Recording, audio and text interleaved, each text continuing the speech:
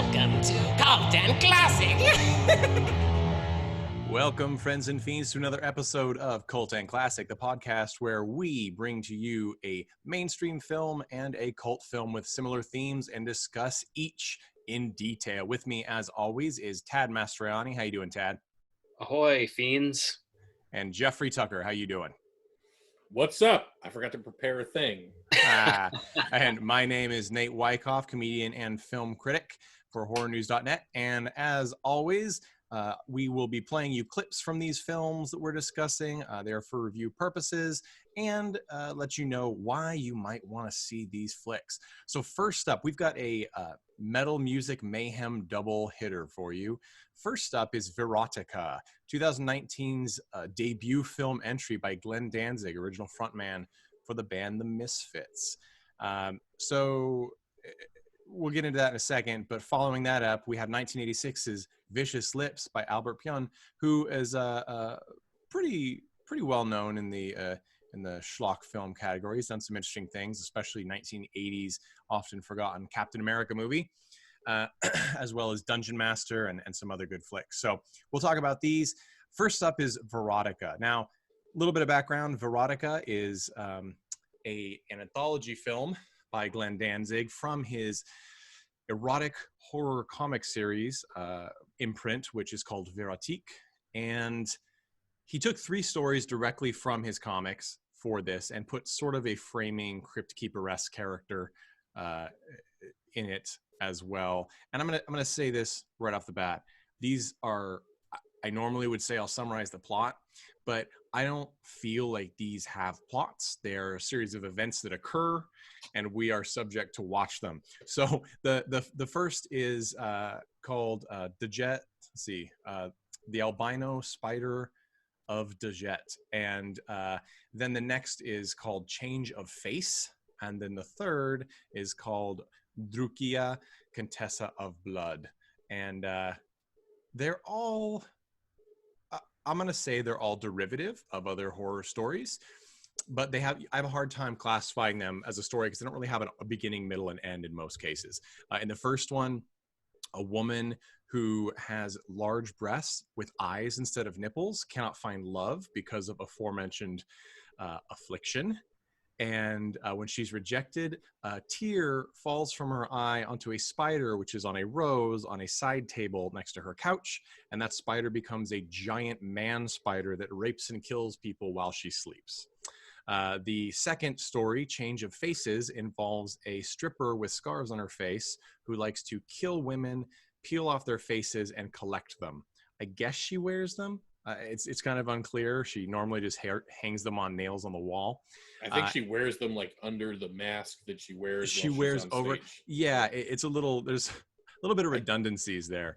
Yeah. The last one is the Drukia or Drukija, Countess of Blood, which is clearly based off of the story of Elizabeth Bathory, who bathed in virgin blood to make herself look younger, a real historical figure who I believe she was actually like boarded up in her castle by the villagers and starved to death. I think that was how her life ended up. We don't have that actual resolution in that one.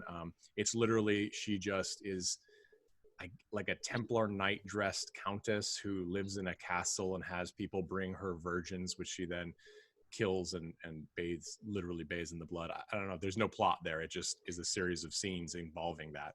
So, and then there's the framing story, which isn't a story at all, but it's the framing character, which her name is, these are all very like pulpy names, you know, like they'd be right in a place in like a 1940s fantasy, which I'm okay with that.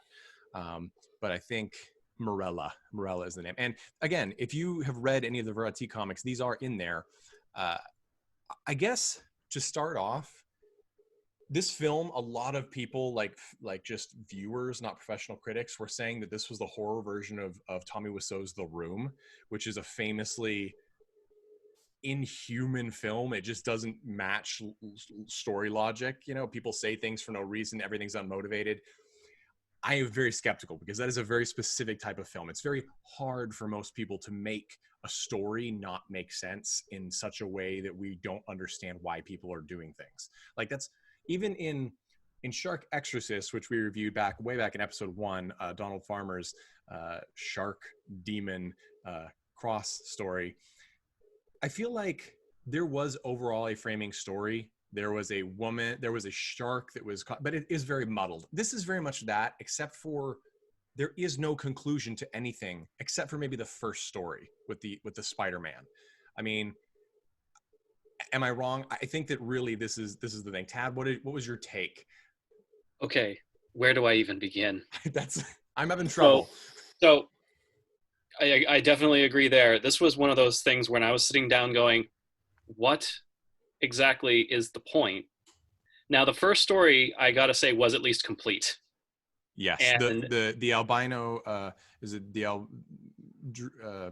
Darjeet's albino spider or something like that? The albino spider of Darjeet. There was characterization, there was a plot, there was a mystery, there was murder, and it actually ended. So I guess I got to give it credit. I also have to give it credit for basically ripping off the most famous line, basically from the movie Whore, where the guy drives up in a car and goes, "I want to fuck you in the ass. You could stick it up yours, asshole. I would if I could, bitch."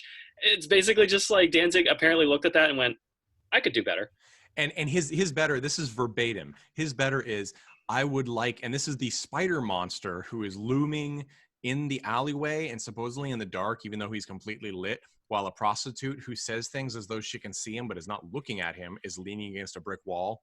Says, the monster says, "I would like to bend you over in this alley and fuck you in the ass." And she says, "You have good eyes.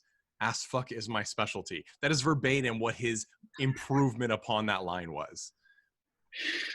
I think the best moment in the movie definitely came in the next story, but let's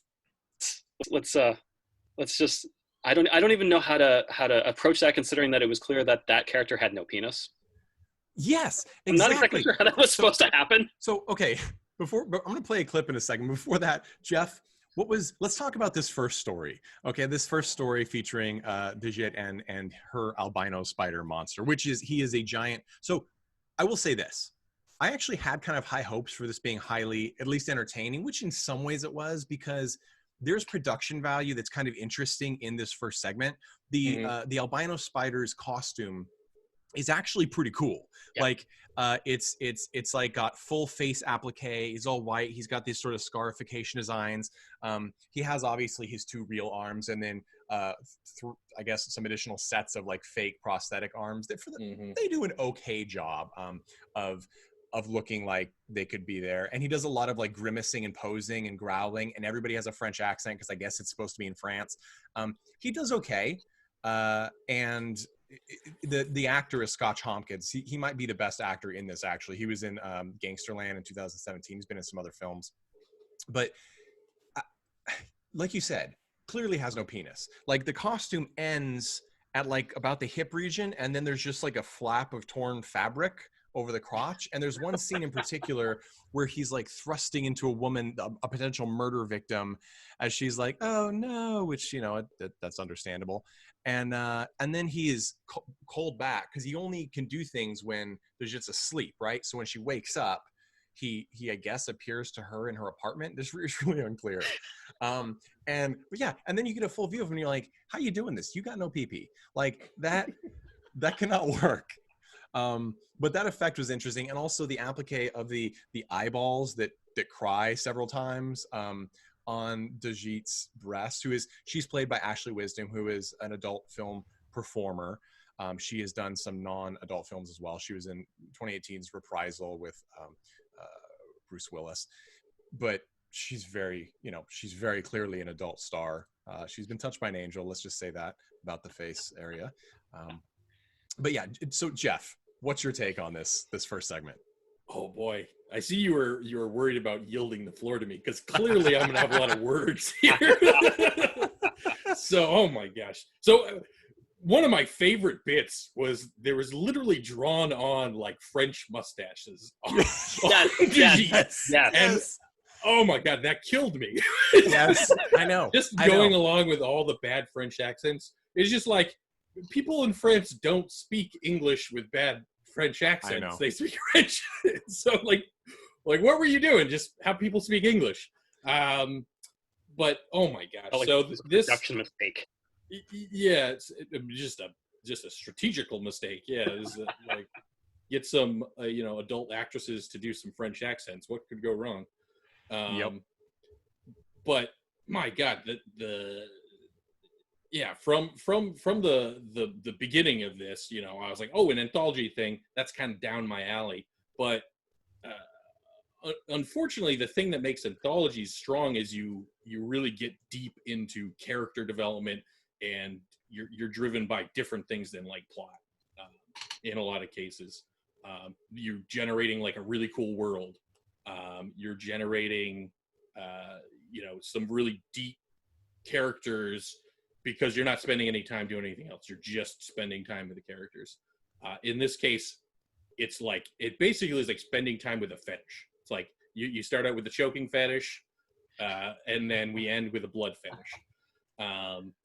And there's like not much else going on there. Yeah, I gotta say, the fetish thing isn't, because I mean, and first off, anybody that knows the Misfits, we're all big Misfits fans, I think, here. I mean, the Chud has covered several classic Danzig songs, but I will say that this has got to be the most unsexy film that has a lot of nudity in it throughout that I have probably ever seen. And it's not even because, I think a lot of people would assume that it's because of the sort of misogynistic overtones of the film. All the violence is against women for the most part, blah blah blah. It opens with a helpless woman getting her eyes gouged out by like the storyteller Morella. It's just, but it's not, because it's almost like, I mean, it's so goofy and unbelievably like poorly executed. And I think that is the core here. Is it is shocking to see how little. And if you ever want to be on the show, Glenn Danzig, please feel free. I'm throwing this out there for you right now, but I'm going to tell you, there's a lot of core mechanics of visual storytelling that you do not understand. And I think you probably learned that in this film. I mean, like you said, it's very hard to find things to even say to start, because let's just take it piece by piece. So in the beginning of the story about the albino spider, we have Ashley Wisdom's character, Dajit, I don't know if Ashley Wisdom and Danzig are actually a couple or dating. They've been in public several times. It may just be to promote the movie. That's just hearsay. But she's on the couch. She gets rejected by a guy who takes her shirt off and sees that she has eyes for nipples. Which, I'm going to be honest, in this cinematic world that this all takes place, that being a deal breaker is kind of surprising to me. And then she cries. And there's a 3D, we're talking Birdemic 3D spider crawling up the rose that's on the table next to her. And she cries, and a teardrop falls and apparently breaks all physics in the universe, because it somehow lands about 3.5 feet to the right on top of a spider. And that effect somehow causes the spider to fall, twitch, and transform into this ginormous man spider that feeds on rape and murder. And lives in her dreams. And lives in her dreams when he feels like it, I guess, because she's with her when she's, anyway. I don't understand that, but that's okay. But that sort of, it was so jarring. There's the 180-degree rule that's broken all the time in the shots. And that's when, if you're filming a scene from several angles, you have to stay on one side of 180-degree frame. Like, you can't go beyond it, because if you're here, and then you break to the other side, all of a sudden you're flipping everything on the audience, and it's confusing. That happens over and over again. And even if someone doesn't understand that rule, they're going to be like, what the hell? Like, where am I? Where am I looking at? I will say this first scene, as Tad said, it does have an arc, sort of. I mean, Dajit's horrified by these murders, so she eventually knocks herself unconscious or dead. We don't really know. I assume it's dead with some pills. And then the monster's all of a sudden trapped in the real world. It doesn't make any sense. Like, he's in the real world now, so he can get shot by 3 police officers who are clearly not French. Their mustaches are drawn on, and their final lines of the scene are leaning over the Jet's body. They've just shot a like multi-armed white monstrosity creature, okay, that's lying on the floor. But they decide that it's actually more interesting to look at the woman whose shirt has fallen open as she's fallen to the ground, and then after several moments, she has eyeballs for titties. Like, that's that's like their takeaway, and that's the end of it. And then this is the crowning moment. This is the best moment in the film. I don't care what anybody says. The tear then rolls down the breasts from the breast eye. Like, that is the most. Give it to Danzig for that one. That's creative. I don't know that I've seen that or heard that anywhere else. That's bizarre. If this whole movie if all three segments and the framing story like sort of had that bizarre impact, I think that it would have been a much more interesting and successful film. That first segment also, I feel like, has better lighting and sets. It's not coherent by any stretch. I mean, at one point, Dejette is like at a photo shoot that she doesn't apparently have to be in because she's not in it, and she's getting taunted by other models who I don't even know how to address that scene.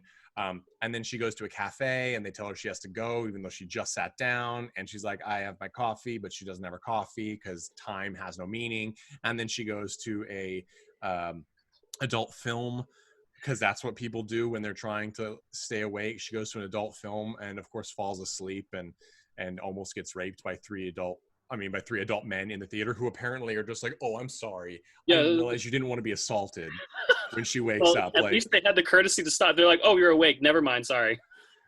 You're now a human being again. Right. I don't even understand. Like, that whole, it's just, So yeah, that's the first segment. I mean, does anybody have anything to add on the Dejette and the albino spider, which is by far the most visually impressive? I think they blew all their budget right there. Jeff, what's the name of the serial killer? Please tell me. The name of the serial killer. Yeah. What's the name of the serial killer? Because it's fucking fantastic. I have no idea what you're talking about. Isn't it the neck breaker? Lay neck breaker. Oh yeah. Lay neck breaker. Lay neck breaker. You mean yeah. Lay neck breaker. That's what they're calling. Yeah. People take it completely serious in the movie too. It's like, beware, for there's a serial killer on the loose. Lay neck breaker. I'm like, what? Yeah, that was the worst French accent too. The waiter. Know. Yeah, and I don't even know what he was doing. I'm sure everybody in this movie is somebody Danzig knows somehow. Makes sense, because I mean, the waiter is like just a waiter, but he also has like clear like neck tattoos coming up over his collar. And I mean, the costuming is hookers would be ashamed of the costuming. And I have nothing against prostitutes, men or women or otherwise, but these are some bad outfits, okay? Like, Dejitte's is just this crop top shirt. And I mean, she has very large breasts. And so it's just, that is her outfit. And then it's almost like Glenn Danzig hired adult stars and then refused to pay them enough to actually give adult performances. Like, it's really not sexy at all. And I mean, these people have to have some acting skills. They faked orgasms for 20 years, right? Like, they have to have some skill. And this is not on display. But that is the height of this film. Every single story, I think, goes down in quality. That's accurate. Let's just play. This is actually probably the best scene, and it's Scott Hodgkins as the albino spider when he first shows up. Dejette, only I truly love you. Only I know your pain. Sleep, my Dejette. For when you sleep, when you dream, it is then, only then, that I am free to roam. Yeah, we don't know how he roams. I don't know how he shows up anywhere. I mean, he can't put his arms down, so that's kind of going to make it more difficult to get into cabs. But he does show up at various places. Can we just throw out, too, the most, like, affected and confused person in that whole movie has to be the woman that's getting raped by the albino spider, and then Dejette wakes up. And what happened to that lady? Like, because we don't know. She's in her apartment, and that's a story she can't tell. She just therapist. Like vanish or something? Like, I don't know. I have no idea. Or did he just like, I have to go, like, dang it, and he just like puts on his no pants and walks home? I don't know. Takes off the penis for the Next So- scene. Nate, so Nate, no. One, I talk about it all the time. Soundtracks are very important to me. Mhm. And two, I am a big fan of Danzig's solo stuff. Mhm. I love all three of his original like late 80s to early 90s albums. Mhm. That scene, it sounded like they were going to play How the Gods Kill somewhere in there, and I was going to get all hyped up for it, and it never happened. In fact, where was Danzig's music? Like, So this was his, yeah. this Here's was the his thing. movie. Here's the thing. He actually, so Danzig did I don't know how else we call it, the orchestral material in this film. So he did like that background music, and actually the background music does have I thought it was fine. I didn't find it, particularly It wasn't bad. odorous. I think it was fine.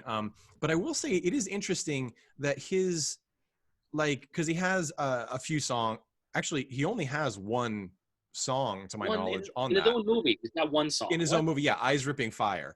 And then he has Ministry, but that's really where that's the end of the big, I would say, the big names that some people who aren't into this sort of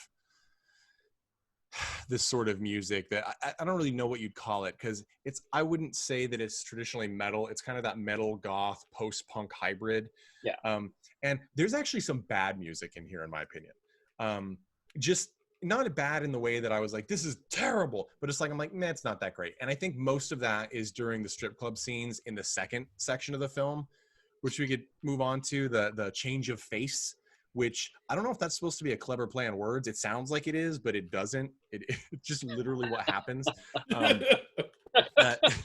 before we do, so Dejette has weird things about eyes, but only in one instance. She has eyeballs in her breast. That's it. That's the only thing. But somehow apparently, and it's unexplained. And apparently that's, yeah, completely unexplained. And that apparently is the takeaway. And I only assume it's the takeaway because the character Morella, who's a guest telling these stories, although that's never made clear either, pops up after the segment. And this is what she says.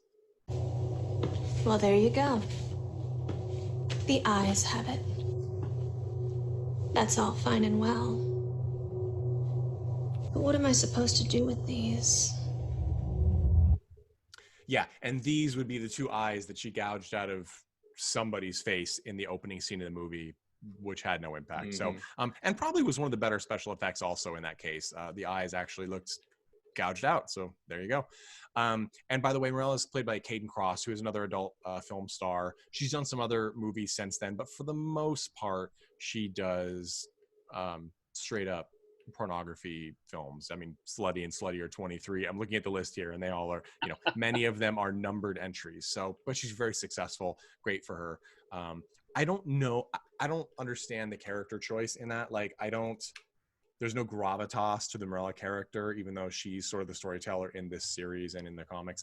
And also her makeup, it needs, when it's on the page drawn, like, things look cool. Like the poster for this film, you can, if you're watching the video of this, you can see behind me, but you could also Google it. I don't know if it's Bisley who did it, but great artwork. And that's probably the thing that carries Danzig's comics more, is that he has interesting artists do these things. So the story is really less of a necessity. And when you don't have that, and things like she has like little upside down iron crossy type things under her eyes, they're like drawn on, and they're not drawn on even badly, but they're drawn on. Like, you can't do that in front of a film camera and expect it to look good.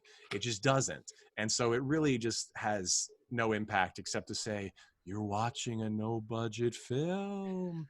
IMDb estimated the film budget for this to be $1 million, which is hot garbage. There's no way that this movie cost $1 million. I mean, maybe in advertising and distribution and additional things like that, but it's either that or $1 million just don't buy you what it used to. Well, I mean, perhaps people like Ashley Wisdom and Caden Cross, like if they were performing in an adult capacity, they would be paid a lot more. I have a hard time imagining they're getting paid as much for this, because, I mean, this is a different kind of industry service. So the next one we have is the next story is Change of Face. This one, it's supposed to go somewhere, but it doesn't. Like we said, the Rachel Allig, she's an actress. She's typically been in like bikini scenes and things, but she's an actress who to my knowledge, has not done pornography. She plays a very like 80s inspired looking like Joan Jett character who wears a face, all a leather face, and has scars under it, I guess, right? Like she's trying to use other people's faces to cover up some sort of facial scar. It's sort of, yeah, it it's happened sort of, later. It happened late. Yeah, I don't know. So what we see is she kills women seemingly at random, uses a knife to peel off their face, which is a terrible just slice of latex with holes they put in it. And then she takes them to the strip club where she works, and I guess she has like a giant back room of the strip club with exposed brick wall and stuff, and she hangs them on nails over a little kid's vanity. Like that's the plot, I guess, because there is no other plot. There's a police officer who's trying to catch her, and most of that is scenes of people just talking like, like that's a shame. Like, we're gonna catch this maniac, and then scenes of her like staring at the faces hanging on the wall, talking to them like they're children, I guess. But then the other half of it is just strip club scenes. And I assume it's a real strip club, but the decor around the edges looks like a Buca di Beppo Italian restaurant. Like, I don't really. I mean, I assume that it is a strip club. Hey, it has poles, but I think you just came up with a great business venture right here: an Italian restaurant and strip club. It's like, you know what? I can't imagine that doesn't exist in Jersey. Somebody, service has to end at some point. Email Nathan J. Wyckoff at gmail.com and tell me where, because we'll plug it. But yeah, I don't. So anyway, and here's the other thing. I think he got some strippers and a lot of adult porn stars previously, have worked in clubs and things like that to do the stripping in the background. And it's actually quite a skill to work the pole. Like, I mean, hey, I can't do it. There's no question about that. But the character who she's only known as Mystery Girl, and then later in the series Strange, Rachel Alleg's character, I'm sorry, she cannot dance strip at all. So you have these people around her that are actually doing strip, and then she has a cape and she does like the little kid Dracula cape sway in front of her face over and over again, which nobody's throwing dollars. I don't care like how much it goes on for so long.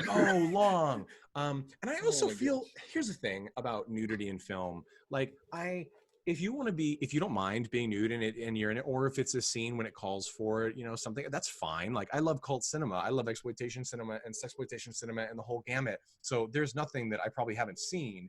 But if this is like your first like big film role or big in quotes film role, and most of your scenes have you in like electrical tape or in this case little skull pasties, just like writhing in front of the camera, I feel kind of bad because I don't think this movie the caliber was worth it for you. Maybe I'm totally wrong and this will get her tons of work. I have a feeling Danzig's gonna make some more movies because despite everything, I'm sure this movie's getting bought. And I guess I just felt bad because I'm like, I don't know that she's a terrible actress. It's impossible to tell because she doesn't deliver lines to anyone. Danzig has her look at the fucking camera over and over and over again. She delivers lines into space, and then she turns over her shoulder and stares at the camera and sometimes delivers one more line. And you can see in this movie, in all the segments, everyone thinking, is he going to tell me that the scene is wrapped? Is he going to call cut ever? Or am I just going to, is this my life now? Is this scene the rest of my life? Because literally the last scene was really like that. Okay, we'll get there. Yeah. But yeah, so Mystery Girl, so she dances and she wears like you said, you can see her eyes have a little bit of like supposedly like scarring, and most of the facial effects on that are pretty good. And actually the skinned faces in this segment also I thought were pretty effective. It looks like they used some still frame art over people's actual faces to look, I don't know, it worked for me. It was fine. I'm gonna play though my favorite scene from this. It's when Mystery Girl has apparently broken into a random woman's apartment. Here we go. What do you want? Hello, pretty. Collections. Collections? What do you mean collections? Who are you? How did you get in here? Haven't you heard? I'm the face collector. face collector. I've come to get your face. My face. No. That's the extent of her being upset about her face getting shaved off. My face. No, My like, face. it's really, and my favorite thing is that you presumably gets her face carved off. You see it happen with one of the worst jump cut special effects ever.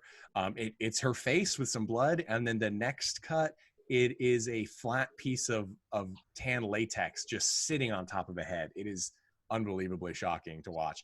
But she then, after Mystery Girl leaves, we get a scene of her standing up, like with no face and like dripping blood and being like, my face. And that's the same level of intensity. She's like, oh no, like I forgot to feed the cat. Like it's the same thing. And it is mind blowing. It is mind blowing. I don't, and unfortunately, I don't have on the top of my head who that actress was. Courtney Stodden. That was Courtney Stodden? Courtney Stodden. Courtney Stodden. Okay, yeah. So, and I mean, again, there's a lot of people in this movie that people may know from adult films and from some other oddball films. Kansas Bowling is in it.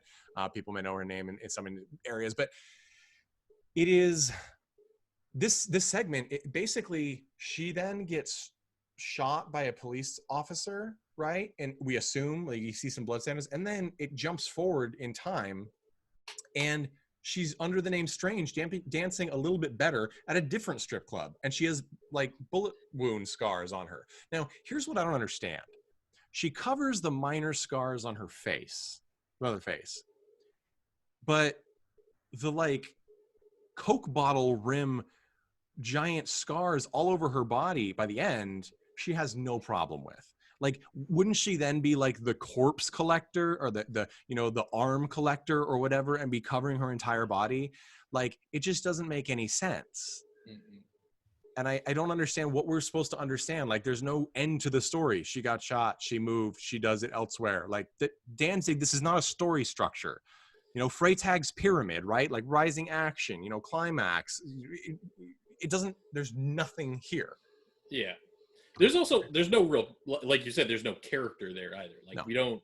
We don't know her motivations. We don't know like her past. We don't know really anything except that she likes to cut people's faces off. And then she also seems to like to dance. She doesn't accept money, so she's not doing it for monetary gain. So I don't know, maybe that's like, she wants to be beautiful, and that's the way, like, does she not accept money? Because she kind of, she literally tears up $100 bill. I don't even remember that. It's too like. It's so, yeah, like, I don't know, like we needed more out of this character to even get in the room. I mean, it's just like, who is this character? It's just I don't know where his face is. I will say, I don't know. Here's the one thing I loved about this. Her wig was friggin' awesome. That was, if Pat Benatar and Elvira had a baby, that would be the wig. Like, that's that wig. It was great. It was super 80s, and I absolutely loved it. And her makeup for it was great too. And I don't know, maybe I'd like to see her in a film where maybe she could have a chance to act to a person. But who knows? And that has like meaning. There's lots of character development to it. Yeah. Let's not shoot for the moon here, but there's like, there's lots of scenes, almost every scene, where people are talking and like they're not looking at anyone. Like they're like talking to someone who is 6 feet high in front of them, and then in the next scene, the person they're supposed to be talking to is like 5'1" and 4 feet to her left, like, or her right, whatever. It makes zero sense, and it's super disjointed. And there's lots of those, first-time filmmaker problems, like unbelievably drawn out long shots. And that brings us to the next one, Jeff. This one is the Elizabeth Bathory ripoff story, and it is a ripoff story because you could have just done an Elizabeth Bathory story. It doesn't have to be another character that is just this character. Yeah. So I'm going to be honest. I didn't watch the whole thing. I skipped ahead a lot. I watched every scene in Shark Exorcist, including rewinding and rewatching things, because I was trying to figure out what was happening. I couldn't watch it. It was just so boring and repetitive. Yeah, repetitive. Literally was just, oh, blood. Okay. More blood. More blood. More blood. More blood in a different way. More blood. Okay. Let's just skip ahead. You saw it in a different way? I got it. Yeah. I get it. Let's just get to the fucking end and see if there's something different. There was. It wasn't even like, okay, so the one of the redeeming factors of the last two pieces was that there was a lot of unintentional humor. Like the cops. We didn't even mention the cops, where he's like, yeah, she got her face sliced off. She bled to death. Nice. Or like the cop who literally just sits there, stares, takes a giant bite out of the donut, sips the coffee. I'm like, was this done on purpose? This doesn't seem like Danzig's forte. It seems like he would take this seriously. And that's the thing. Danzig's kind of known, like the word on the street, so to speak, about Danzig is that he does not have humor, and that there is no, which I don't know if that's true, because I mean, when he was in Aqua Teen Hunger Force, that's the character he played, right? Yeah. You see my robot? Yeah. So it's like, so I mean, I don't know. I don't really, that's part of the thing about Danzig and people who have a career built around that sort of persona. It's like, you know, like Johnny Rotten before he was John London, right? Like it's just, we don't know him personally at all. And so it's hard to judge. I would say the humor is hard because the dialogue is so dreadful and so stilted, and the scenes and the audio is always audible, but not phenomenal. Don't judge us. This is a budget podcast. Okay. But yeah, so this third one, you did not miss anything if you skipped just about everything. Literally, it is what is her name? She's another adult star, Alice Tate. And Alice Tate, she does have an acting career outside of adult film. She's been in many things. And I guess, is she an adult actress? Maybe I'm completely wrong, man. That's just type. I actually thought she could maybe act if given the opportunity. But it literally they didn't give her it. I think she's probably the strongest, if not just one of the strongest cast members in this film, and partially because she's giving nothing in this segment. The entire segment is her selecting blonde girls that look like they're not old enough to be in this movie, and then having them executed and drained into a spirit Halloween bathtub full of blood, and then she just writhes in the thing, literally looking at her fake blood covered hands for minutes on end. I'm not kidding you, like 15 minutes worth of this footage. Oh, and then when she gets out, then it's like, look how do I look younger? And she looks in a mirror for 10 minutes. No joke. Like it's just her looking at herself the entire time. And except for a couple of completely nonsensical additions, like this one. She's talking to a dog, a wolf, okay? She's talking to a wolf for no reason, because she goes and searches out virgins and has her own weird little people surrounding her in her castle that will go find her these girls to butcher. And yet she at one point just takes bits and pieces of these women's bodies into the woods and tells a black wolf to find a virgin for her for no, I don't know. Let's listen. We are like you and I. We like what we like, and whether or not they understand it does not matter. Now, my black. Let's just, before I continue on this quote, I feel like that's Danzig directly talking to us as the audience. He's like, I don't care if they don't understand. Fuck them. That's literally what he's saying. And then let's keep going. Please, bring me a girl. Bring her to me.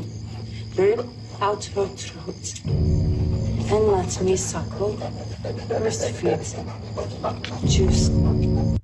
Now, given Alice Tate's, what we've talked about is probably her stronger acting ability, with that accent, I just felt like we were just watching Heidi Klum's home videos. Like that weird Austrian sweat juice, like let me suckle that sweat juice from the virgins line is just, it's so heavy-handed that it's like, I don't,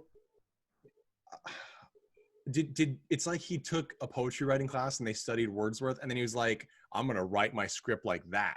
It's just, it's too much. It's ridiculous. And the dog never comes back. There's no scene with the dog again. I don't know if you had like, if there's a part 2, like, do I need to read the comics, or are there footnotes, Danzig, that I'm supposed to understand? It was literally, it was actually, that was like the only scene that wasn't just like bloodletting and blood bathing. There's the beheading scene. Okay. But it was we'll still get a lot to of blood. Yeah.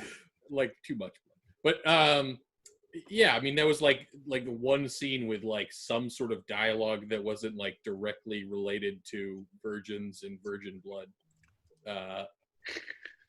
So I don't know. That's why he put it in there, even though he didn't have a conclusion. It was like the only thing that created like just, you know, it was just a flat line. That whole like 30 minutes was just a flat line, and there was just like a little blip of something different, and then it was just finished off with the flat line. I had to mull on it, and it was 30 minutes of exhausting. Basically, it's like at one point it just became exhausting to watch this. It's like, what am I watching? I mean, and it's not even necessarily the gore. It's more like just you're right. It's basically a flat line of gore, except with no purpose whatsoever. And I've watched Dead Alive with you guys. Dead Alive is an absolute it does not let up on you. It is a delight. Ever. It is. I ate a bucket of fried chicken while watching that movie because but there's kind of a point, and it's such a spectacle throughout the entire movie that you're just like, what the hell is going on? Mm-hmm. This movie, it's like, I know exactly what's going on, and now I'm tired. Yes, yeah. And I think you're right, because there's no, I mean, some of the effects are okay, but it's like like you said, it's like they blew their budget on the first segment, and this is mean, maybe, but because there are so many basic technical problems with the storytelling and cinematography and the editing in this, I'm like, did Danzig film this in chronological order? Did he actually think that he had to film the first scene first, and so they spent everything they had on that first segment, and then the other two were left with like B footage? Because I guarantee that's what happened. Like, what happened with the Transformers movies? Eventually they just ran out of money and everything kind of like, I know. Like, and I mean, and Tommy Wiseau, here's the thing. So for everybody who's watched The Room and been confused, or The Disaster Artist and been amazed, like, this really is on that level.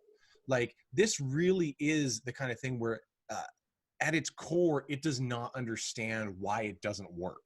Like, it is so innately wrong. It's like hearing a minor note in the middle of a jazz performance that throws you off. Like, it's like freeform jazz that isn't smart enough to be aware that it's being a jackass. Like, it just hits you, and you're just like, what really? And like, you're like, I can't believe it, you know? It's like it's almost like Terrence Malick stepped in and guest directed this, and yes, that's a dig on Terrence Malick.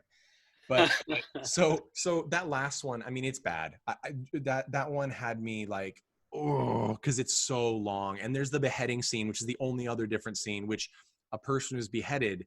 And you're right, there's absolutely no difference. The best scene, though, it's just buckets of blood, man. The best part is they cut off the head, and then they show the head on the ground, and one of the eyes is like weirdly popped out, and actually is disconcerting. It's really weird. But then she picks up the head, and the longer they show it, I'm like, I'm pretty sure they severed the head of like a real doll, like a sex doll, because that is what it looks like. And it's like, at that first shot, it was just disturbing because it's waxy and got different components. It's not just a painted fake head. But then, like, the more she holds it, it's just, it's somebody butchered their neighbor's Halloween display, like, and took it with them. And there are other scenes. She has a naked girl that she, you know, supposedly gouges her innards out. But again, it's just not, it's hard for me to even call this like despicable misogyny, even though clearly, I mean, it's Danzig. That's kind of his shtick, right? It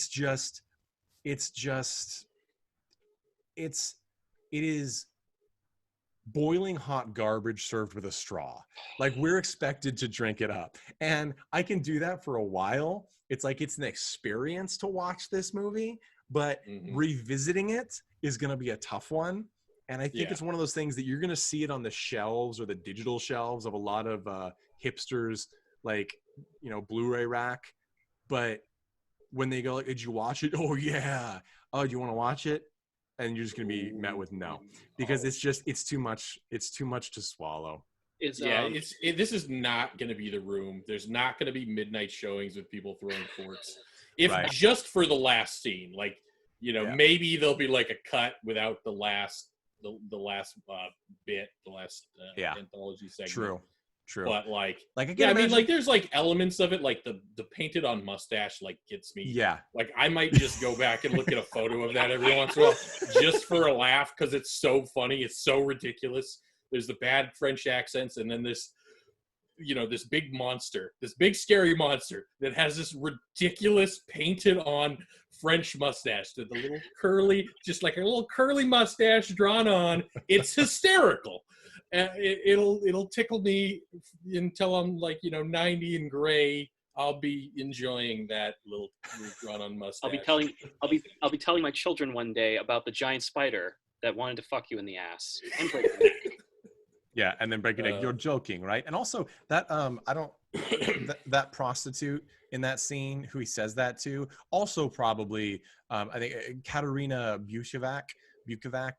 I'm not good with my Russian or Ukrainian, but she probably is one of the better actresses in this as well. And again, she gets a very important role. She gets this garbage role that is just redonkulous. So, and is that, you know what, now that I think back on it, is that the woman that he's assaulting and then disappears from? Or is that? I think so. I don't know. We have to go back, and that means going back. I'm not going back. But So okay. One and done. And then we get the disappointing ending to the disappointing final segment, which is Morella's character bathing in that same schlocky bone bathtub, which is that gray foam that every single, you know, Spirit Halloween has. And I was like, fuck you, Danzig. I'm gonna join Michael Graves' Patreon just to spite you. And Michael Graves. And I like Michael Graves. He was the better singer. Sorry about it. So here's the thing. I feel like there was a lot of potential in here. If someone semi-competent had stepped in, and if there was more money, it's Danzig. Where he can find money, can't he? I know he wanted to stay out of the Hollywood circles and all that, but there has to be a way that he could have gotten some money for this. I mean, there was sure. I'm sure he could, but I think it's part of the problem is that Danzig always wants to handle his own stuff, and you needed a writer. First and foremost, no matter who you cast in it, you needed someone to make these stories. And there's a sick fascination with the comic books just to see if to revisit the stories, because I've seen them many years past, and to really see if they are truly this devoid of basic storytelling and narrative devices, because there's nothing to hold them together. And with the budget, it's just not. I mean, he had some interesting lighting choices. Again, that first segment, there's some interesting choices visually, but you've got other ones like, you know, Ashley Wisdom's Blade Runner pink pixie wig is like, it's coming off in so many scenes that like you see her hair underneath, and I'm like, look, we know it's a wig, but can you at least bobby pin that shit down? Like, you know, it's just there was no consideration of the audience in this picture, and that's probably the most upsetting feature. But again, I was hoping for something like a live action Heavy Metal, even if it was very low budget, and we didn't get it. No. And we didn't get a Tales from the Crypt. We got something that really feels like Danzig, but apparently that's not what I wanted. Danzig with maybe $5 million and someone to manage the special effects more properly, it probably could have looked awesome, because I've seen some of the Verotika art, right, and some of it is really good. And I looked at it and I was like, yeah, that was probably way too expensive for this movie. Oh, look at the cover. Like, they wanted to do it. If he put the budget into a short, they could have been good. But I think for me, there are too many problems with the script. The script is just it's bad. It's unfathomably bad. Can't handle it. I mean, this was to me, it was just a vehicle for the visuals, and that also failed. So it's like, if the writing was bad but the visuals were fantastic, you go, well, you know, it's a good first attempt. I also thought it was very tame, frankly. It really was. I thought it was very tame. For a shock film, this is nothing new. It's not important. I mean, I would have expected, give the albino spider guy a penis. Seriously. Give him an applique penis, because he's supposed to be this masculine monster. And I mean, fuck it. Do it. I don't know. Says it right there. Just give the spider a big old flopping dong. But I mean, seriously, like, it at least could... it's not a visual podcast, Jeff. Yeah, I can't. So it's just you know, the elephant trunk. It's just not there. But we're gonna move on. We're gonna move on here. Jeff. Wait. I didn't get my chance to rewrite this story yet. That's a here we go. classic thing now, right? Fix this movie. You fix this movie. Okay, so just in the first scene, right, you have this woman with, you know, her eyes on her tits. Like, why isn't she blind? Like, that would actually have started to make this character interesting. Why couldn't she see? And as soon as she revealed her tits, like, oh, I can see now because that's where my fucking eyeballs are. And that would actually make an interesting character. It's like, she's really ashamed about these, you know, eyeballs in her tits, so she doesn't want to show them. But that makes her blind in her, like, normal life. And so then you have this spider that she creates through some, you know, whatever fucking mystical method. But he's killing people silently with her in the room. And she's like, she doesn't really know what's happening. And it creates kind of this mystery and tension of what's going on. And eventually she has to face her fear of showing her you know, eyeball titties, so that she can stop this monster from killing things. You know, you know, oh, now there's a character there, and there's you know, she's dealing with some sort of you know, issue with her, you know, personal, like, you know, worth and self-esteem and stuff, and then now we have a character and something interesting happening. Brilliant. Sold. That's how I fix the first segment. Danzig, are you listening? Hire this man. $30,000. It's greenlit. Let's go. No, I mean, I agree with you. I think that, and that is, I think too, I don't mind things that aren't explained because I'm a weird guy anyway. And I think most of us who are interested in these kind of films are like, if it's interesting, and the first segment did have some interest, and the other segments just in aggressively growing quantities of dropped potential. And I'm not sure why those segments were chosen then. I guess, I don't know. It felt like there was no time spent to improve upon things. It was just taken off the page and put in, would be my guess. And as Tad said, without the artwork to carry it, which it clearly was just carrying it, you don't get it. So I will give this to Danzig. There were people of color in this film, which was nice. I mean, not any of the leads necessarily, but you know, you had some black actors and otherwise in this film, which is frankly, I'm not sure I expected that. I don't, you know, I love the Misfits, but when I go to the show, it's a sea of mayonnaise. Okay, so I was pleased by him. I felt like, and I don't feel like everyone was exploited, but I don't know. You can't tell from watching it all the time, but there's some films where I'm watching, I'm like, oh, this person regrets this. And I don't know that anybody really regretted it.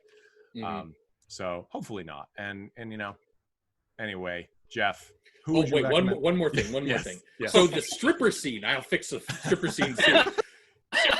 Seriously though, there's like really talented like pole dancers out there. Yes. Like amazingly, like there's competitions on it. Like hire somebody that can make that like scene interesting. You know what I mean? Like if you're gonna spend that much time in a strip club, as the like, lead, especially, show us something amazing. You know, like go hire, like even, or just get rid of the lead in those scenes. Just like hire somebody to make those scenes interesting with like a real, like legitimate talent. Well, like, what I thought was weird is that was a weirdly, I mean, this is too much information for this. I actually have never been to a strip club. oddly enough. I've never been. I don't. It didn't seem like my thing. It was pretty close to what. That's exactly what I mean. Like. It seems really, and right down to the clearly real performers who were in the background, bored out of their fucking mind. Like, these were the phoning it in. Like, look, my ass shakes. I am going to shake it for every scene, and I am not even going to turn around. There is just, nope, doesn't have to happen. Doesn't have to happen. Not my problem. Not my deal. I'm on B shift. I don't care. It's 3 o'clock on a Tuesday. I don't care. Like, and it was, and that actually, I was sold on that. Like, I was like, you know what? Good for you. Good for you. But again, and also, I don't know if we're seeing more into Danzig's world than we thought, because like, what's with the did you notice how the people were dressed in the strip club? Half of them looked like people that literally were just in that building and was like, hey, you want to be in this scene? And then they're just there for their Italian dinner. And then I just came for the meatballs. You want to stay? and then like you had, and by the way, whatever that was, they'd used plain butcher paper to block out all the doors and windows in the background so you see the scenes. I'm like, you can't, like, just use a black drop cloth, because then it just looks like you can't see through it. I'm looking at butcher paper and tape. I mean, is it an actual butchery? Like, what is happening here? And then it's all coming back to me. But then, you know, you like, there was that one big guy in the strip club scene that just had a baseball cap on it with a big metal buckle that just said fuck. Like, that was, I don't know if you saw him. They spent an inordinate amount of time facing the camera towards him, and I was like, is he gonna play a part? Is she gonna steal his face and it's gonna turn her world around? I don't know. It didn't. That means that he missed another very important part of you know, creative writing, which is the Chekhov's gun thing. It's like, if you're gonna put something as cool as that hat in there, that hat better fucking do something. Mm-hmm.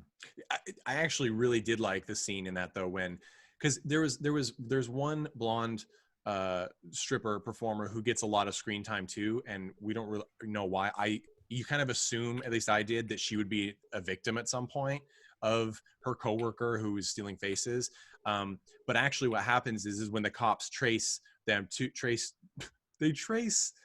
Mystery Girl to the strip club because she left a business card under the corpse of someone. What? And they know it's her too, like for certain. Yeah, it doesn't make any because she has her name. It's stupid. Anyway, very stupid. The blonde girl sees the cops come to the place, and she warns her. She goes up on stage, like, the cops are coming. Go, I'll cover you. Like, that was great. And actually, you know, it feels like there could be some sort of like sisterhood in this kind of, you know, shitty pizzeria strip club, and like that might actually, and I liked that touch. And the police officer is a huge dick in that. Yes. Like, I mean, such a huge dick, like, and it's bad, and you want him to lose. So I could tell that that actor was enjoying that role and hamming it up. I love that's one of my favorite lines. She's like, you can't come back here, the girls are naked. He's like, there's naked girls out here too, it's a strip club. I was like, hey, he's got a point. Yeah, it's Sean Kanan is his is that actor, and actually you may recognize him as Mike Barnes from the Karate Kid 3. So he actually he's done a lot of work. You watch it, go watch it again. You'll recognize him. Cameo, nobody's mentioned it yet. Did anyone notice Sean Waltman? X-Pac? Yeah. I was like, as soon as I saw him, I was like, that's X-Pac, isn't it? And I looked it up. I'm like, Sean Waltman. Yeah, that's him. How the hell did he get Sean Waltman into this? I don't think Nate watched wrestling when he was a little. No, yeah, he did. I did not love wrestling, but I did watch it. He dragged you into it. Sorry. No, I never watched it with you guys. I actually filmed. If any of the people that I know from Wausau, Wisconsin are listening to this, I remember I filmed a amateur high school league of professional wrestling people. That was one of my first filming things that I ever did, and there was some weird things that happened, and it was a good time. So no, but I didn't do that. But anyway, no, I didn't catch that. It makes me think, and I mean, there are lots of other adult stars in here as well, I believe. If you know, for people who are interested in that or have some knowledge of that, so good for you. It's interesting that you said that, considering that Sean Waltman, I think, technically does count as an adult actor because of that one that he filmed. Oh yeah, the Self, yeah. Yeah. So yeah, you know, don't don't know what to think about that, except yeah.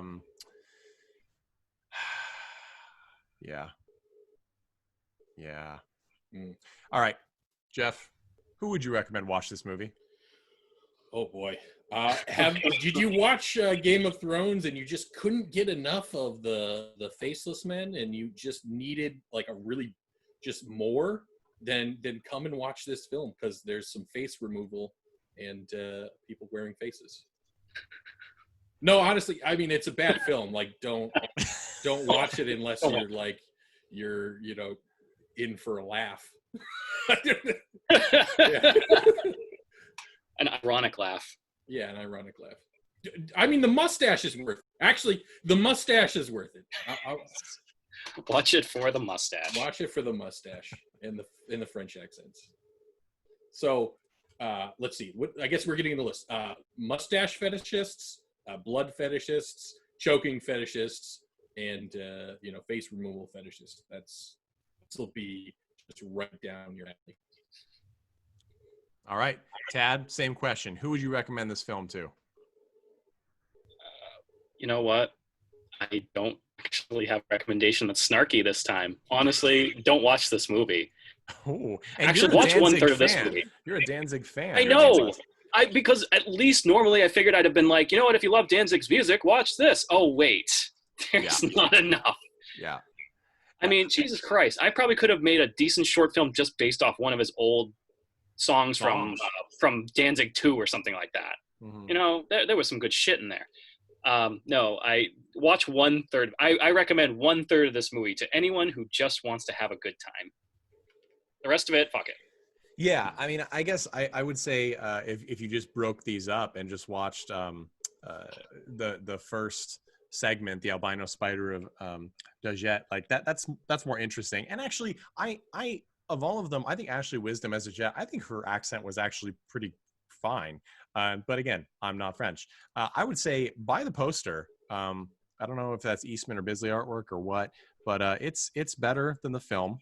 And if you are the kind of person who wants to be that person, that guy or woman or they who finds that weird film that they bring to the party, like you brought The Room, you were the kid that was raised like bringing Rocky Horror over, and your like 12-year-old friends are like, wait, like if you want to be that person, then by all means get Verotika and bring it around. You will be known forever as that guy. It's like, oh, you like weird movies, you should go check out Steve. Like that will be your identity, and this will help you make that identity. Totally fine. But I gotta say, this movie was bad on a level. Like, it was just shocking to see that Danzig, who's sort of made music based on these fantastical situations of horror and things like that, couldn't write a story. It really did surprise me. And it was beyond the technical part of not understanding film, which I can forgive because it's not his medium. But the story thing, that's unfortunate. You should have done some studying. But again, there was it didn't seem like there was any attempt at it. Like, right. I would have given him partial credit. Yeah. But yeah, they didn't even get there. Yeah. All right. That's the vibe of this. We're gonna move on to our next film. This one also has a musical theme, not through the creators, but through the actual plot. I chose this one just for you, Jeff. This was The Vicious Lips from 1986. This movie is in the somewhat near future, or the distant future. I don't know. It's in the future when everything is kind of slummish, but there are multiple planets, and there is a really popular club that has a slot open for a new band because the previous band died in a spaceship accident. And they don't know who to get to do it. So they're like, why don't we call Maddie, who is this skeezy, Maddie Asher, this skeezy little know-nothing booker who just lost the lead singer of his band that he represents called The Vicious Lips. Luckily, there's a high school talent show nearby. He goes in, he finds probably the first girl singing and says, you're great, you want to be in this? Let's go do it. And they play a show. And then he gets offered the gig, and they all go to play at this place. I'm still talking because the plot is not about that. The plot is apparently about them crash landing on a planet because he tries to take a shortcut in a stolen spaceship and lands on what turns out to be the Pleasure Planet, which is a desert with a bunch of monsters and shit. I don't know. Anyway, this is actually a very succinct description of this film. And then at the end, and this is a spoiler in the sense that that telling you that like almond milk doesn't taste like milk. Like, it's not a spoiler. You already know it, so it's unimportant and it doesn't change the outcome. It's actually mostly a dream. And the new lead singer wakes up and they're at the new club on this planet and they play a song and it's great. Albert Pyun directs this. He is I actually think he's a pretty good director now. I have some qualms with this film, though. He's done a lot of Charles Band movies.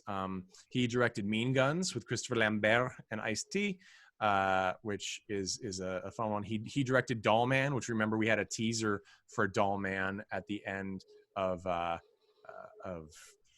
episode that we did on Bad Channels. So he did Alien from LA with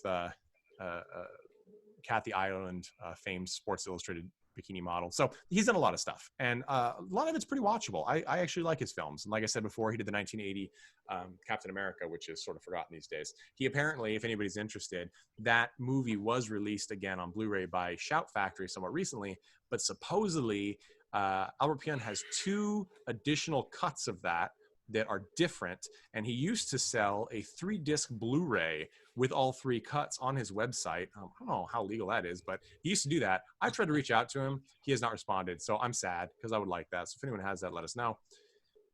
This movie, Vicious Lips, girl band goes to space, crash lands on planet. Lots of it's a dream sequence, apparently. There's a lot of shit in this movie. When I heard about this movie, I was excited because I love 80s, new wave punkish music, especially girl bands. Pat Benatar is one of the faves. Like, there is some of that in here, and I think some of the music is phenomenal. But this plot is all the fucking over the place, and there's huge stretches where nothing happens. There's no progression, and I don't understand the editing. This is kind of a mess too, in a totally different way than Verotika. Jeff, what do you think? Oh man, I'm really torn on this one because I actually really like the sets. I like the costuming. I mean, it was 80s just kind of exploded all over this film. And in that aspect, I loved it. I loved this. It was even kind of like a weird universe. It kind of felt a little bit surreal, but all kind of we've entered this completely new world where planet Earth is connected to other planets in kind of this at least in an entertainment share kind of way. There's crazy instruments that they look like bug zappers on sticks. And it's there's like a theremin machine kind of type thing where I don't know what's happening, but it's interesting.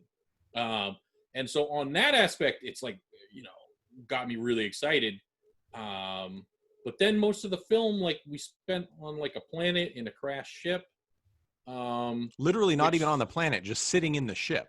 Yeah, just sitting in and that's where it kind of, and the characters were not that interesting. I didn't really understand them. There was one character that was really catty and uninterested in this new singer, maybe for her own personal gains.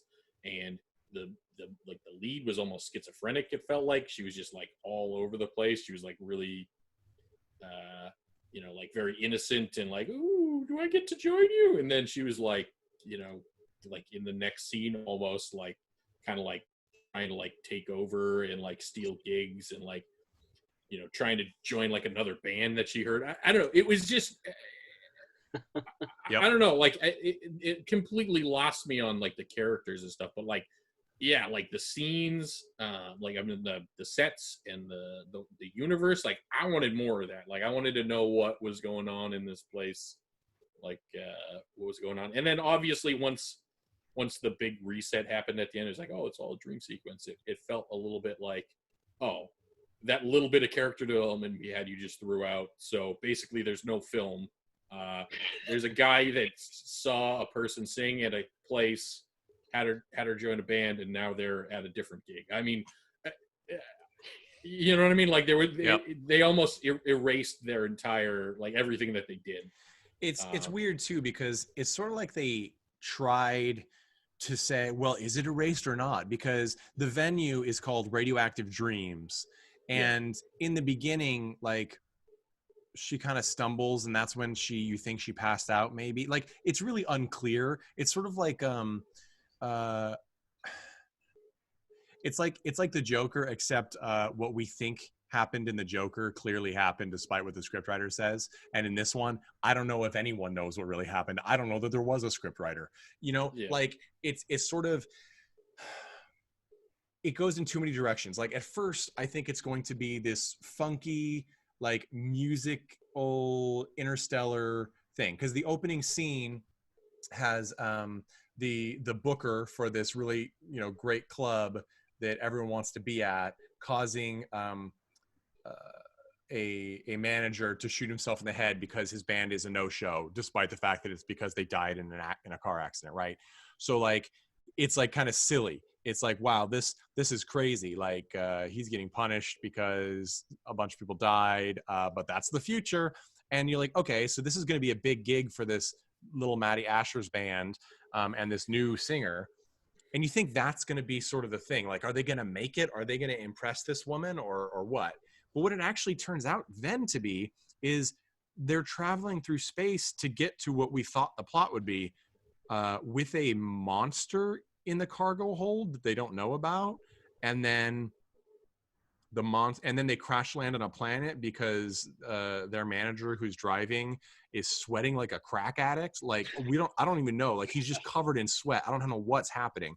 And then they hit by paying attention to the warnings. Yeah, the warnings were kind of funny. They were pretty adorable. Yeah. They get, it's like, so, and actually, and like you said, the sets, it's clearly a budget stuff, but they did a great job. Like, even when it's clearly just painted paper stuck all over the walls and electrical cords hanging from the ceiling, I loved it. They gave the vibe perfect in everything they did. And the spaceship, the spaceship interior, especially the cockpit where Maddie, the character, is driving from, is great. It has this little, like, oscilloscope display in the center, and then above it has one of those, like, dot ticker things that's running across, and it's like, warning, and then he's not paying attention, and then at one point it has, you know, danger, Will Robinson, and then eventually it's like, there's a big fucking rock. You know, like, it's pretty funny. And I also like some of the sight gags. Like, he's looking at the map, but the maps are just star charts. Like that was funny. Flips it over, and I enjoy. Yeah, he turns it upside down. I liked that. But we don't get much of that at all. And then, except there's this really long segment in the middle where it tries to be a monster movie, where they're stuck on the ship, the monster's in the hold, they know there's something there, and it still takes until, like, the last 30 minutes for the monster to even break out. And then she gets, like, the lead, the character who is, you know, the new singer, who is kind of the lead, I guess, if there is a lead, is running through, I guess, a fabric factory. I know it's supposed to be the Pleasure Planet, but it's just hanging reams of fabric. And it's Drew Ann Perry plays this character who is named Judy Jetson. Don't think they have the rights for that, but I don't think you need the rights either. Also, just a heads up, Drew Ann Perry, she's been in a couple of movies, mostly Albert Pyun's work, but Albert Pyun is doing a film called Cyborg Nemesis. I don't know if it's going to be tied to the Nemesis series or not. I assume it is, because it must be, because it has Olivia Gurner in it, who's from those as well. But that film will be coming out probably next year, and she's in that. So we get to see a lot of these people again, that's nice. But yeah, so she's kind of, like you said, you expect her to be like the little girl next door, like she's the farmer's daughter, like in the big city for the first time, but she then kind of is like, ooh, this other band that's already bigger is looking for a singer, maybe I'll go to them. And they kind of give her shit for it, but the band has been mean to her the whole time. Yeah, like, I don't know who I'm supposed to feel for in this. I don't understand, like, I mean, there's one character that's very clear, like the character that like does not like the new singer, right? Like, Yes. She's a very clear character. She doesn't like her. I don't specifically know why, but yeah, she's constantly like, oh, you're an okay, you have an okay voice, but you need a voice, and like she's kind of like mean girling her. But yeah, I don't know like who the main character is really. Like yeah, like she really does start out like not just seemingly like the girl next door from Farming Dad. Like that's like she acts like that for the first like 3 scenes or whatever, and then she seems to like kind of 180 to like, I don't know if she's like picking up the persona of the character she's like replacing or something, like because she was like kind of a bitch, and then this character kind of starts to be. I really don't know, what they were going for there. There wasn't enough on the page. I think you're onto something there, Jeff. Yeah. Considering maybe that scene at the end was a little more symbolic than I thought when she's grappling with Ace, and I was like, oh, this is actually interesting. Yeah, like a personality conflict. They really tried, and like there's it's just I feel like they could have just chosen one path and been a little more prosaic with it, and it would have been more successful. Because I was like in the beginning, because like the right hand man of the woman who books this Radioactive Dreams Club, right, the big one, he's got these great, by the way, some of the physical special effects on the characters, the aliens, is really good. And her right hand man has like this sort of vampire from Buffy face, and he's got these really gnarly sharkish teeth, and it looks great. I love it. And then I was in the movie, I'm like, wow, did they just reuse his applique for the monster? And then at the end, when you find out it's a dream and she wakes up with instead of the monster, it's with the right hand man, you're like, oh, it is supposed to be like her reality and dreams are impinging on each other. I'm like, it's interesting, but it's so unclear that I'm like, I don't know if I assume it was intentional, but I don't get it. And it's not because it's not because we're not smart enough. It's because you didn't give us enough information. That's great. Yeah. And you've got some of the band, again, great wigs, loved their, teased until enraged wigs. They're phenomenal. Gina Calabrese plays one of the characters. I don't know. I like her character. Let's listen to this clip here. She's the one that's the pretty one who is they're all kind of jaded at this point.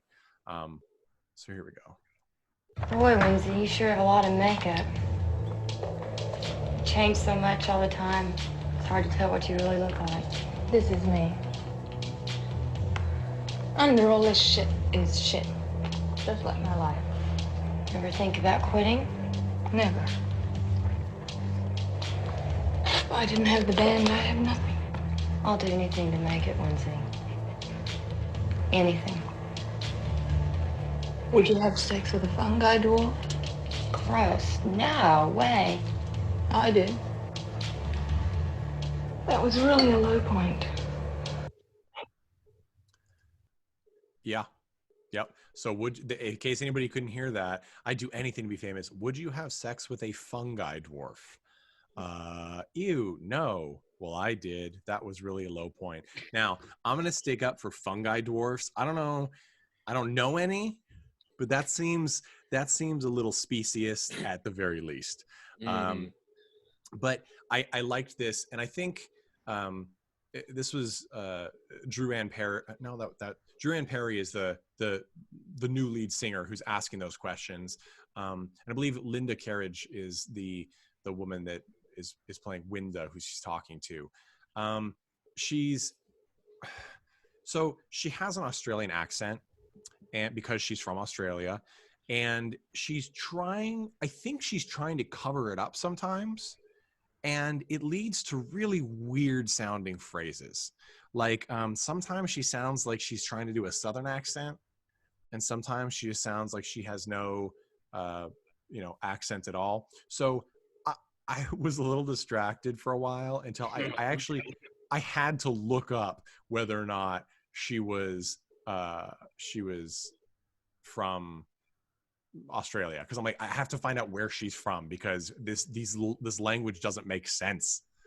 So that was an interesting thing. I often feel like, especially, I mean, it's got to be so hard to deal with a different accent or a different language. I'm like, just go with what's most natural. And I wish directors would do that more often.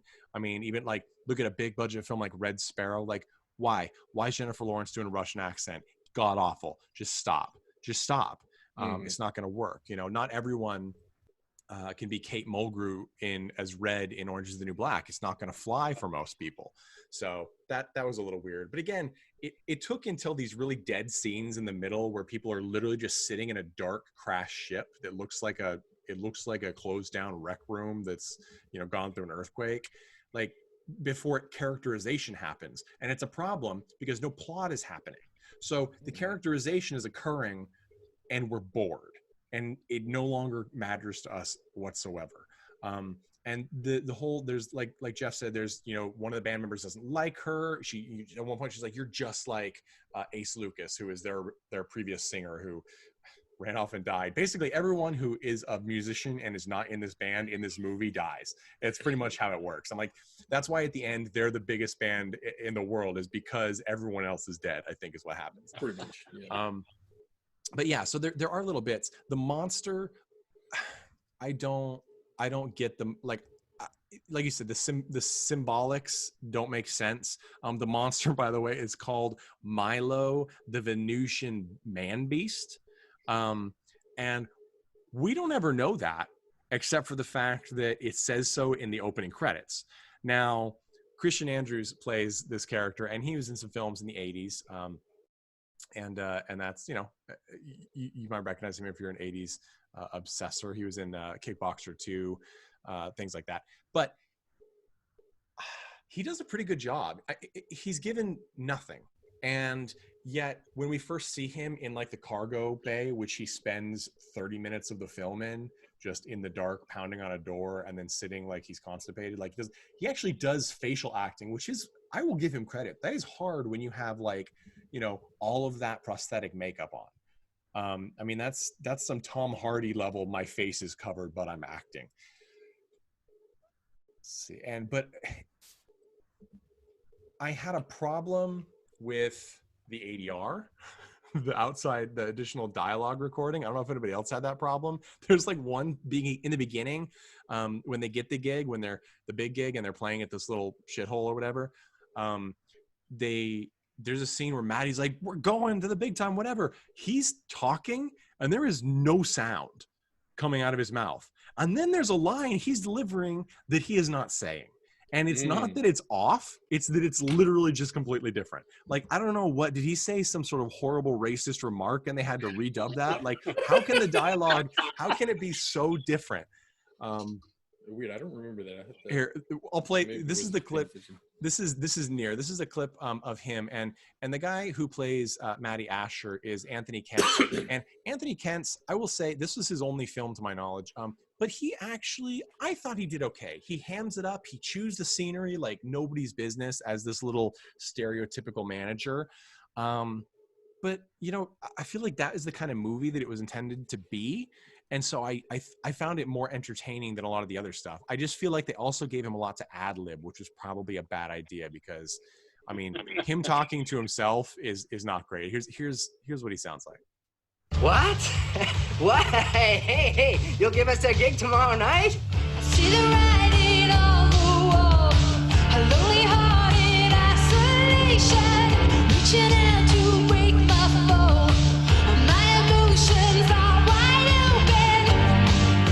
Step into the world inside my dreams. Hold me close in love's illusion. Save me. I need someone to save me.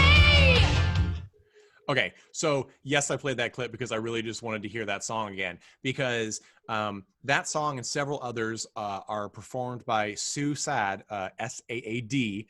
Her band released an album in 1980. Her band is called Sue Saad and the Next, and they were weirdly known for doing songs on soundtracks at the time more than anything else. And they, in my opinion, if you love Pat Benatar or Bonnie Tyler, like, they're phenomenal. She is an amazing vocalist. James Sod is the songwriter for most of it. Very good. Richard Perry produced their first album with them. Like it's really good stuff. And there are at least 3 solid songs by Susad in the next, actually her band, I don't believe was in it, but by Susad in this film. And honestly, I was so much more interested in those than the actual film by the end, because that's what carried me. Like, unlike Verotika, where it just got worse and worse, and then at the end, there's nothing that I could find interesting. This one, it does get worse, but then that final scene where they're at the bar, like they finally are at the show, and she built out that awesome song. It's like Lunar Madness, I think it's called. Yeah. It was awesome. It's so good. And she's a good performer too. Like, yeah, Drew and Perry, she's not singing, but she's lip syncing very well. Which is impressive, because we've seen a lot of bad lip syncing, and we've seen a lot of bad ADR in this film by itself. So the fact that they focused so hard on that was really good. They actually lined it up pretty good. Yeah. There were like a couple moments that it wasn't like perfect, but like overall it was quite good. I felt like it was probably music video quality, like an 80s music video probably would have done as well. I also felt like, I don't know if it was the inspiration that Albert Pyun had or not, but I felt like in general, the aesthetics of this film, especially the multicolored lighting, the really hard red or green or blue, it felt like an 80s music video. And that was very successful. And as you said, Jeff, I think that was the whole thing. Like, this movie just vomits 80s into your face in a good way. In a good way. I mean, there's a scene when all the women are fighting and they're arguing and like, but we're a band, but you were going to leave, but blah, blah, blah, blah. It turns into this like super stereotypical, like, man's vision of a girl fight, except nobody's like chest pops out. They snatch all of each other's wigs, literally snatch the wigs off their head. And that cracked me up, because I'm a big supporter of the drag community, and the idea of all these people with these giant multi-wig wigs, like, those are not just one wig, like each one of those is several wigs teased to heaven, getting snatched off all their heads. And then the continuity person died, because in the next scene we get Drew Ann Perry running with her wig back, and I don't understand. There's like so many weird abstract things happening there, like and there's because at one point, like, so she's being chased by the monster right after all the girls fight. The other girls are apparently knocked out, and again, it's a dream, so who knows, but they're all knocked out. The lead singer gets out of the ship, and then she's being chased by the monster. She's in that fabric factory of a pleasure planet, and then she gets like grabbed by a bunch of like undead space punks, and they're drooling on her. They throw her and hold her down and tear her jacket off, and you're like, oh, are they gonna rape her? Are they gonna eat her? What's happening? And then like, oh, we can't wait to eat her. And you're like, oh, okay, well, they're gonna eat her. That's wholesome. And then he's like, no, I want to have a play with her first. I'm like, okay, that's rape. And then you get like the monster coming in and saving her, but then the monster and these punks show up back and forth, and then another character shows up. I'm like, Albert, there's 10 minutes left in the movie. You cannot introduce any more characters. That is not allowed. I was thinking the exact same thing. I was like, there's no way you can end this film. That is not allowed. And he proved me wrong, because then he just was like, no, reset button. Yeah, exactly. So, and then they do try in that thing, like when we'll call her Judy Jetson, because that's her name in the film. The lead, Judy Jetson, when she wakes up with the scary teeth guy who's like, are you okay? Like, we got to get to the show. Like, it's in 2 glass elevators that are moving up at the same speed, and in the other elevator you see all of those punks. And you're like, oh, okay, they're people from the real world or whatever. Also, there's a lot of drug use in this film. It's goofy space drugs, so they say. Like, you're like, okay, well, they're pills, so you can call them whatever you want, but they're pills and a hookah and whatever. But it was supposed to be like, these are some like hard, like rocking, like, we've been around a while, we're jaded, we're taking drugs, but it doesn't really do anything. But what totally stunned me and my wife as we were watching this is this film predicted the vape pen. Like, they have a vaporizer, and like, I'm like, yeah, it looks like an oil can, but it's got a vape pen on it, and then that's how they smoke. And I'm like, what is Albert, like, did you write this script? Can you sue these guys? Like Jules says they're out of money, but I see a lot of people. I think they've got plenty. Yeah, I thought that was interesting. So you just brought up, okay, so this was my take on this movie, and my wife got it way before I did, which just shows that her powers of 80s astuteness are better than mine.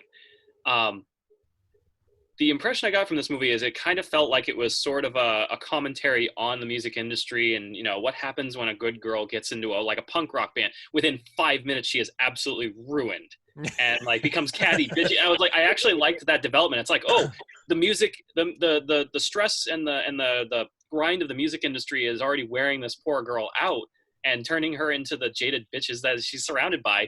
And then I realized, I was like, oh, there's a scene where she's popping pills and a scene where she suddenly just inhales some drug she doesn't even know what it is. So I felt like at some point I thought the whole thing was just a giant drug trip that she was on. Yeah. And I was only like 20% right because it was maybe sort of that's the thing. And that's the thing too, is I think they could have made that clear that that was the case, because that would have made sense, right? They're on the ship and then that's when all the weird shit happens. But again, we don't know, and I think that I don't know that they know at that point. I don't know if I asked you know, Mr. Pyun right now, like, hey, and that was that, and he'd be like, what movie did I do? I'm sure he would remember. As an interesting note, this film was not released in the United States officially until 2013. So that's I find that it's slipped under a lot of people's radars for 80s cinema. The poster is phenomenal. It's got like a band of women in like Barbarella outfits with musical instruments. That is not in the movie. Not at all. So not at all. So don't expect that. Buy the poster. You'll be happy. In fact, buy the poster for both these films because they're great and then you will love that. But, you know, the movies, advertising products may vary from those shown. Yeah, there was the other thing too. Can we talk about the editing and the start of this film? As I said, I'm a fan of Albert Pyun as a director. I don't know how much of this was his issue or not, but there were like, for minutes at a time, there are stretches of this movie where there is not a single shot that is more than like 15 seconds long, and it is disjointed to all get out. And actually, the whole film was fast. Yeah, it was, and I haven't watched like a lot of films from this period, and I was wondering if it was kind of like a style thing that was happening at the time. I don't know. I don't think so. It was very, very, very fast. It was really jamming a lot of content in. There was like, you know, like you said, it was like 15 seconds per scene, and it was just like right to the next scene. There was no like little break to kind of like ease into the scene. It was like there's some dialogue right here, and then like 2 seconds later or less, there's just the next dialogue is starting in the next scene. It was definitely jarring. There's a lot of, and there were a lot of reused. Even so, there are two cases in the end. One during her like Judy Jetson's fleeing through the fabric factory, and then once at the end during the final song while they're, you know, hitting their big break and succeeding. That the movie decides to replay itself for our pleasure completely through random scenes. And I mean, it goes through like just, I mean, we're talking scenes that are completely nonsensical, that have nothing to do with anything. And then that happens. And I mean, we see that. Okay. Are you padding for time? Was there nothing in? That's fine. I get it. It wasn't super long. They did it twice, but I felt like it was only a couple of minutes worth, so I wasn't too upset. But especially in the beginning, like when Judy Jetson is first introduced to the Vicious Lips, and they're all doing their makeup in front of the mirrors in the dingy back of this bar, like they continually cut. It's like scene, cut to pan across the makeup, cut to scene, cut to pan across the makeup, cut to scene, more pan across the makeup. And I'm like, I didn't understand. I'm like, is this the, you know, oh shit shot or the cat in the window shot where they had to cover time because they didn't have the right shot or there was a problem with the shots? Because, and there's a couple of times when I was like, it almost feels like there was an issue. And so they had to use a creative way to cover it. And it jarred the hell out of me. And I feel like there was a lot of sequential stuff that we missed. For example, when they play that first shitty gig before they get the big break call, they're in a bar, and I think the new lead, I don't know, it's the new lead or one of the other band members, because we haven't really seen them enough to know what they look like yet, walks out. One of the like blue collar guys throws something and it hits her in the face. And she's like, and then while they're singing later on, like a few minutes later, it pans across and the guy is like holding his hand, like he's had his hand broken. And the assumption is that the rough and tumble one probably crunched the guy's hand, I guess, but it's like there's pieces missing here and there. And I'm curious because I was watching really carefully to see and went back and see, like, is there any indication? And I think it's very clear that that's supposed to be the implication, because in the scene beforehand, when they're doing their makeup, there's a great scene where two guys are like outside in the alleyway and they're and they try and use a peephole in the wooden wall or whatever to see the women. And she gets up and she sticks her thumb in the socket and the guy's like, ah, and his eye is in his hand. And I liked that sort of like, it's a joke, but it's also gruesome. I wish she put her cigarette in his eye. That would have been even better. But she does that and he has his eye. And I'm like, okay, so this is the rough and tumble group. And then the hand's injured, but we don't see it. And there's so much jarring cinematography. It just makes me wonder what happened in the back end of this film that caused some of these choices to be made. Because I do feel like there's a story there. Some stuff got left on the floor. Yeah.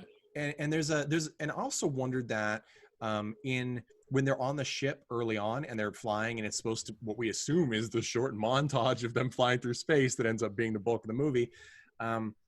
There's a montage that's just a song. It's not too sad, but there's a song playing and the women are just walking back and forth having conversations that we can't hear. They're seem like pretty specific conversations. It almost feels like there's supposed to be dialogue there. I'm like, did the dialogue get ruined and you needed to cover it? Were those cut scenes that were about something else and you had to fill time so you played songs over it? Like, it just felt like this movie had a lot of places where they had to make shit work as opposed to do what was supposed to happen. And that to me would make sense as to why the clarity is so poor. Yeah. I mean, it's interesting to me that the movie only had an 80-minute runtime. Like, they had plenty of time, and I'm guessing they just didn't have enough material to work with. Yeah, I agree. And it feels too long, right? Like, to me, it felt too long. Like, there was the middle stretches. I think there's a pacing issue, though. It's like the beginning was interesting, the end was kind of weird and short, and then the middle was, we're stuck. Yep. Well, like the beginning, they jammed those. Like they just jammed a lot of scenes. Everything is in. And then it was like they just like slammed on the brakes for 40 minutes almost. Yeah, exactly. It really the bulk of the movie, I would hazard to say. Yeah. And so, but again, there's some really cool pieces. The practical effects that they have when they have them is good. There's some other things that don't. So. The whole crash landing scene, as I'm playing it over, it does seem to have indications that it is a dream. For example, the lead singer sees a woman out in the sand running around and nobody else seems to see her. We assume it's because she's like out of sight every time the others run up. But now we're like, wait a minute, because when she's exploring the cockpit by herself early on when they're crashed, an 80s musician looking woman slams against the window. And I think that's the singer she replaced, who shows up a couple of times, at which place that indicates to me that the entire thing, the crash landing and everything, was a dream sequence, which again is like, okay, well then it probably isn't the drugs because then they still crash because that happened after. It's a fault of the script, if the confusion. There's also lots of schlocky things. Like, let's look. So this is, the movie ends. We've talked how she wakes up and basically they go on stage and they knock it out of the park. There also is a weird character change. Maddie, the manager, all of a sudden is like, I'm the big guy. Like, let's listen to this clip.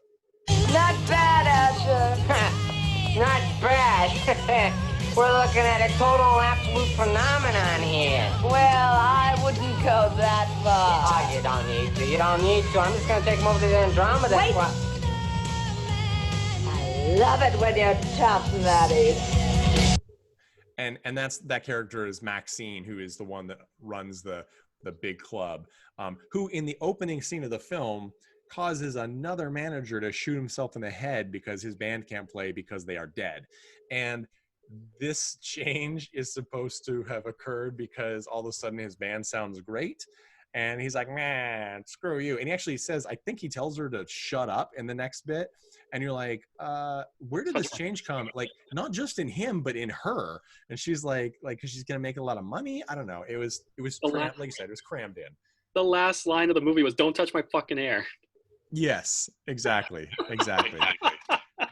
I will say that I think that, and we've reviewed a couple of movies. My Mother's a Werewolf's kind of like this too. The music is great in this film, and this music is more even my music than say Bad Channels. It's such a great soundtrack, and it is a shame that the soundtrack is not available right now. I know. I was looking for it. I did too. I hunted for it. Some people have made Spotify lists and things so you can listen to it, so that's great. But as I said, Susad is great. She did great singer, great songs. She did a song for Roadies as well, which Joan Jett is also on the soundtrack of. That's a good one to have. So that's worth watching this movie if you're interested in the 80s new wave punk sort of crossover music. But as I said, there's a lot of nothing in this film. But there's a lot of interesting stuff. And I think if you dig deeper and you think about the film, which we have to think about films like this because otherwise it's probably just a bad film. and I think thinking about it, you can start to see, oh, okay, there's probably a lot of back end issues that caused some changes in this film and they were scrambling to make it work. And in that aspect, I think that it's somewhat successful. I will say that I think that there's a reason why this one was not released in the US when other Albert Pyun films that sort of have a similar vibe, like Alien from LA, were released. That one is a little more complete and competent and easy to follow, despite being just as flippin' weird. So here's my take on actually this film. So I think it should have been a musical. It was like maybe 3 songs from being a musical. Yep. I think you could have actually gotten away with like a lot of the kind of lack of clarity, just by converting it into something that's music driven.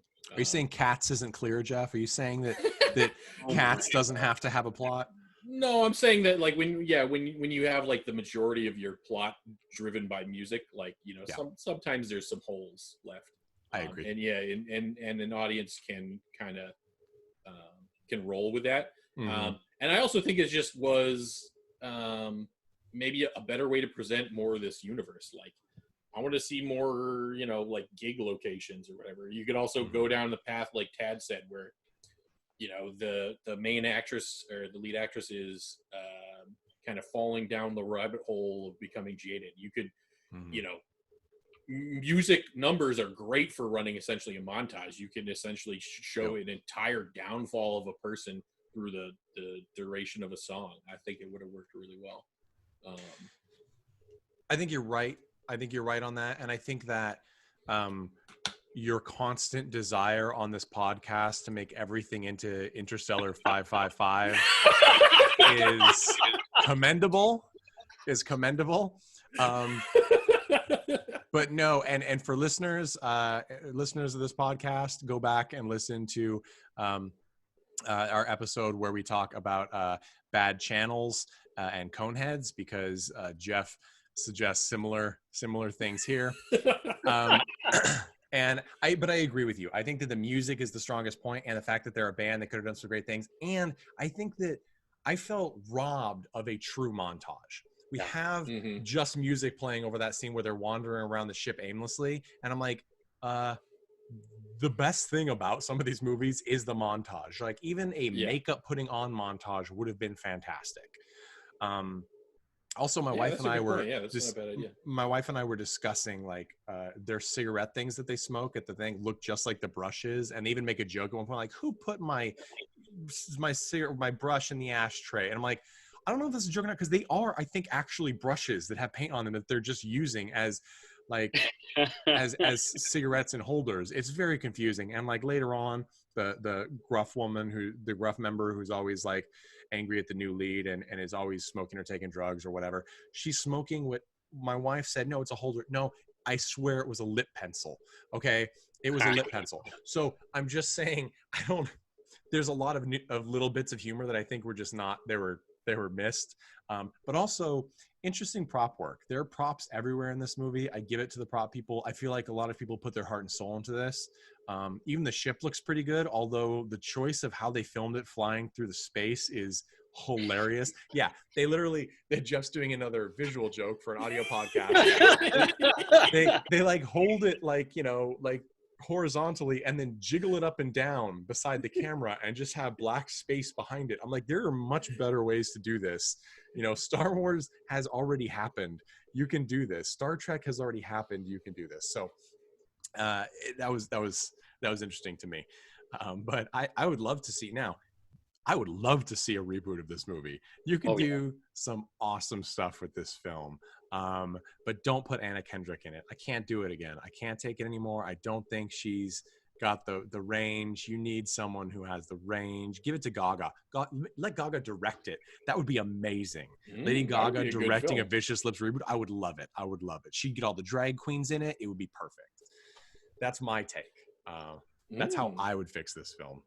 Tad, what about you? I actually when I first saw like what this, I thought there were going to be like drag queens in this film. I was actually surprised that didn't happen. See, that could have been one of the the musical numbers. Well, I was kind of disappointed. I was kind of disappointed that I thought it was going to be like a battle of the bands scenario, because I thought that when I first saw the premise of the film, I was hoping that there would be great music that would be they could be different bands doing it, and it would be them competing, and then you could have alien bands, and that would be super fun.